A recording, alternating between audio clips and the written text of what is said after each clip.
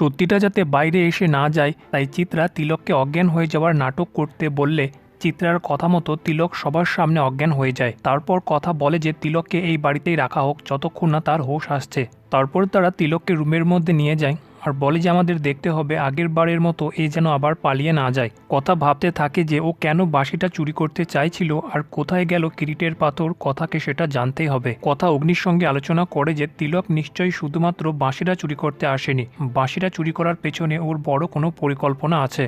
ঠিক তখনই প্রত্যয়ের ডাকা ডক্টর এসে বাড়িতে হাজির হয় তিলককে দেখার জন্য। ডক্টর এসে তিলককে চেক করতে লাগলে চিত্রা ভয় পেয়ে যায় যে তিলক অজ্ঞান হয়ে যাওয়ার নাটক করছে সেটা যেন ধরা না পড়ে যায়। বিশেষ কিছু হয়নি বলে ডক্টর ওষুধ লিখে দিয়ে বাইরে চলে যায়। এভি বলে তিলককে এভাবে বাড়িতে রাখলে চলবে না, ওর জ্ঞান ফিরিয়ে ওকে পুলিশ স্টেশনে নিয়ে যেতেই হবে। তারপর প্রত্যয় তাকে হোশ আনার চেষ্টা করতে শুরু করে। তিলক ভয়ে চোখ খুললেই অগ্নি তাকে মারতে শুরু করে তার মতলবের ব্যাপারে জিজ্ঞেস করতে লাগে। প্রত্যয় বলে যে আমি ওকে লকআপে নিয়ে গিয়ে ওর মুখ দিয়ে সব সত্যি বার করব। কিন্তু চিত্রার মাথায় চলছিল অন্য প্ল্যান। চিত্রা ডক্টরকে অনেক টাকা অফার করে বলে যে আপনাকে সবার সামনে বলতে হবে তিলকের মানসিক অবস্থা একদম ঠিক নেই, পুলিশ স্টেশনের মধ্যে যেন ওনার উপর কোনো রকমের চাপ না দেওয়া হয়। হঠাৎ করে কথার মনে পড়ে যায় তিলক আর চিত্রার কথোপকথন, কিন্তু কথা ভাবে যে গুরুজনদের উপর সন্দেহ করা উচিত নয়। তারপর কথা সেটার উপর কোনো গুরুত্ব দেয় না। তখনই এবি এলে কথা এবিকে বলে যে আমাদের জানতেই হবে কিরিটের পাথর চুরির পেছনে কে কে জড়িত আছে। তারপর লকআপের মধ্যে প্রত্যয় তিলককে টর্চার করতে শুরু করে আর কারণটা জানতে চাই সে কেন গোপালের বাঁশি চুরি করতে চেয়েছিল,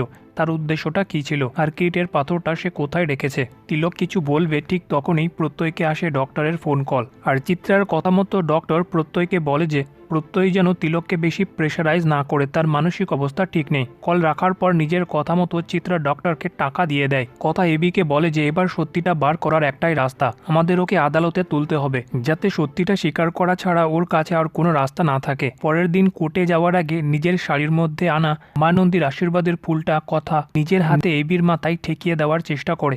এভি প্রথমে সেটা নিতে না চাইলেও কথা প্রচণ্ড ভালোবেসে এবির মাথায় সেটা টাচ করিয়ে দেয়।